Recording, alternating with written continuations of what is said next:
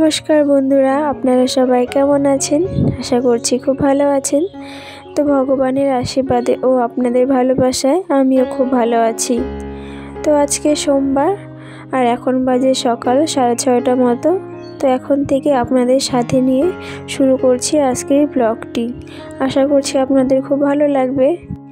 ঘুম থেকে উঠে যেটা আমার প্রথম কাজ এই বিছানাটা তোলা। তো কিছুদিন থেকে হয়ে উঠছিল না, কেননা ছেলে ঘুম থেকে একটু লেট করেই উঠছিল, সেই জন্য। তো আজকে একটু সকাল সকাল উঠে গিয়েছে, তো ভাবছি ঘরের কাজটা গুছিয়ে রেখে তারপরে বাইরের কাজগুলো করব।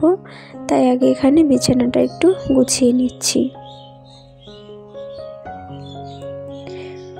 আর জানেন তো, আজকে সকালটা না খুব একটা বেশি রৌদ্র নেই, আকাশটা একটু মেঘলা মেঘলা, তবুও না ভীষণ গরম, আবার মাঝে মাঝে একটু ঠান্ডা হাওয়াও দিচ্ছে।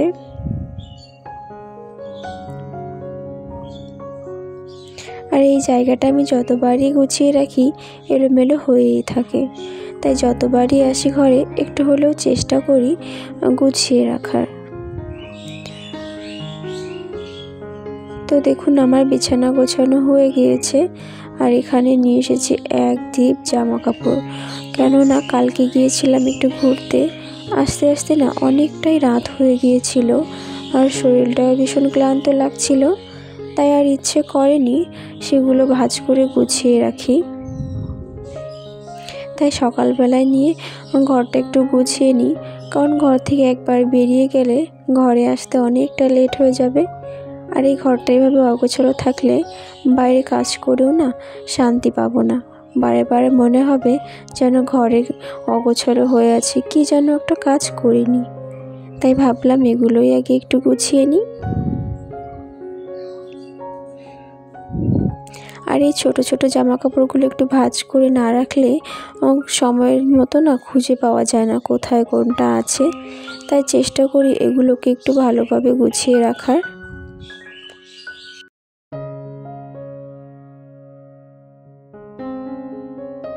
তো দেখুন, আপনাদের সাথে কথা বলতে বলতে আমার কাজগুলো হয়ে গেল, জামা কাপড়গুলো ভাঁজ করা।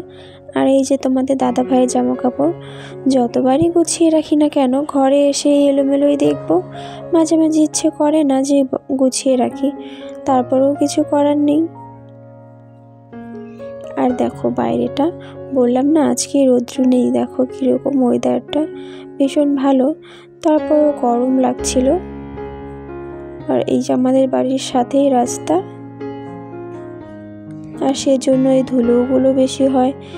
তাই একটু চেষ্টা করি সপ্তাহে অন্তত একটি দিন এগুলো পরিষ্কার করার। তো সামনের সপ্তাহে না সেভাবে আর করা হয়নি।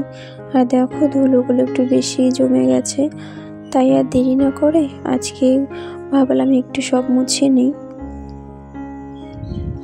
যেহেতু আমার ছেলে সবসময় ঘরে খেলাধুলা করে, তো ঘরটা একটু পরিষ্কার করে রাখার চেষ্টা করি।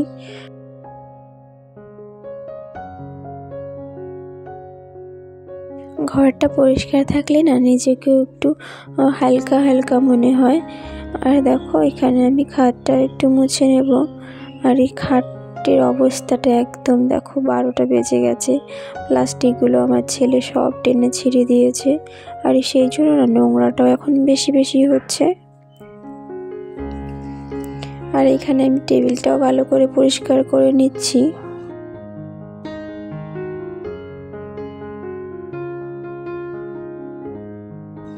তো এই টেবিলটা সেভাবে কোনো কাজে লাগতো না, বাইরে বারান্দার মধ্যেই থাকতো এটা।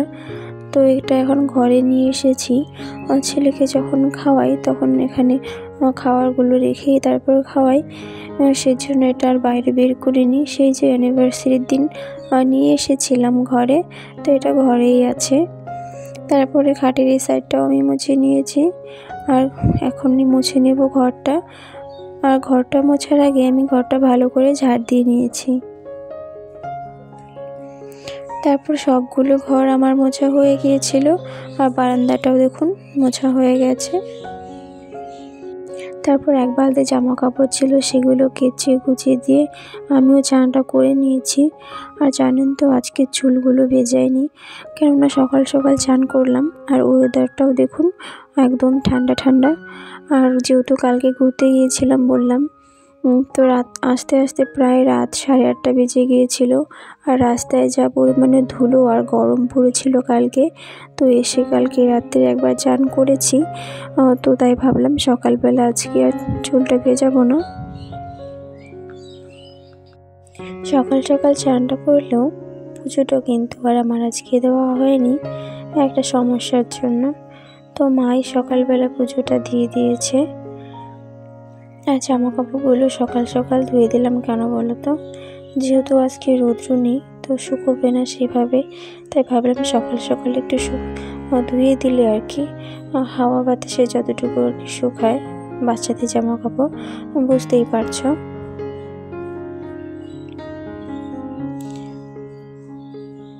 আর কালকে যেহেতু ঘুরতে গিয়েছিলাম, তো সেভাবে আমার ছেলে জামা কাপড় খুব বেশি নোংরা করেনি, তো আজকে জামা কাপড়গুলো একটু কমই হয়েছে। তো এখানে আমার জামা কাপড়গুলো প্রায় সব শুকোতে দেওয়া হয়ে গেল।